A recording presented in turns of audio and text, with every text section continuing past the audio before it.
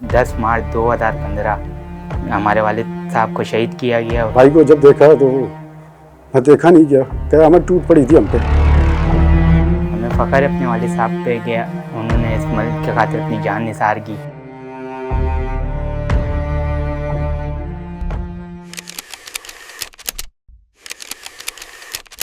ये सिर्फ एक पुलिस एहलकार की शहादत नहीं बल्कि एक ऐसे खानदान की दास्तां है जिसने वतन की खातिर अपना सबसे कीमती सरमाया कुर्बान कर दिया। आज भी इस घर की दीवारों पर सजी तस्वीर, वर्दी के साथ गुजरी जिंदगी और शहादत की यादें इस कुर्बानी की गवाही देती हैं। वो बड़े खुश अखलाक इंसान थे। हमें फ़ख्र होता है कि हम एक शहीद की औलाद हैं। जब वालिद घर के लिए ड्यूटी के लिए जाते थे घर पे, तो वालदा को बोल के जाते थे कि घर का ख्याल रखो। हम लोग वहाँ से भाग के गए। सिविल हॉस्पिटल हमारे करीब था। सिविल हॉस्पिटल में जैसे ही हम लोग पहुँचे, वहाँ पे इलाका पुलिस थी और अजीज़ व अकारिब थे हमारे, जो भी आसपास के पड़ोस थे। तो वहाँ पे अलग ही मंज़र आया हुआ था सामने। टाइम पे अपना भी होश नहीं था हमें।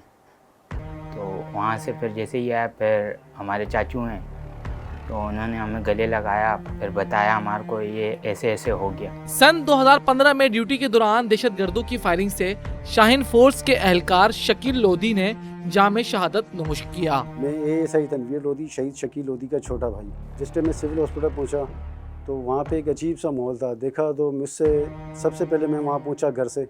उसके बाद देखा तो तमाम जितनी भी हम मेरी सिस्टर्स, मेरी भाभी, वो आ गए वहाँ पे। फिर एक अजीब सा आलम था। बहुत हमने कभी ऐसा वक्त नहीं देखा और अल्लाह पाक किसी को ऐसा वक्त ना दिखाए। शहादत जिसको मिलती है वो बहुत नसीब वाले लोग होते हैं जिन्हें शहादत नसीब होती है। हम अपनी दुआओं में हमेशा ये दुआ करते हैं, या अल्लाह पाक शहादत की मौत नसीब फरमा, ईमान की हालत में मौत नसीब फरमा। जो भी शहीद हैं उनके लिए हमें एक खुशी भी होती है कि हमारे भाई ने ये रुतबा हासिल किया, इस मुकाम पे पहुँचे जो हम पहुँचे हैं, वो इसमें हमारे भाई का बड़ा किरदार है। वक्त गुजरता गया मगर शहीद की यादें कभी मुधम न हो सकी। खानदान ने आंसुओं को ताकत बनाया और शहीद के मिशन को जिंदा रखने का फैसला किया। आज शहीद शकील के दोनों बेटे भी पुलिस फोर्स का हिस्सा हैं।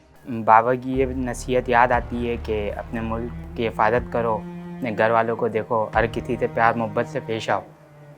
और जैसे कि अभी हम भी सिंध पुलिस में अपनी ड्यूटी सर अंजाम दे रहे हैं, तो इंशाअल्लाह अपनी जितनी भी खिदमात हैं मुल्क के लिए वो सारी पेश करेंगे।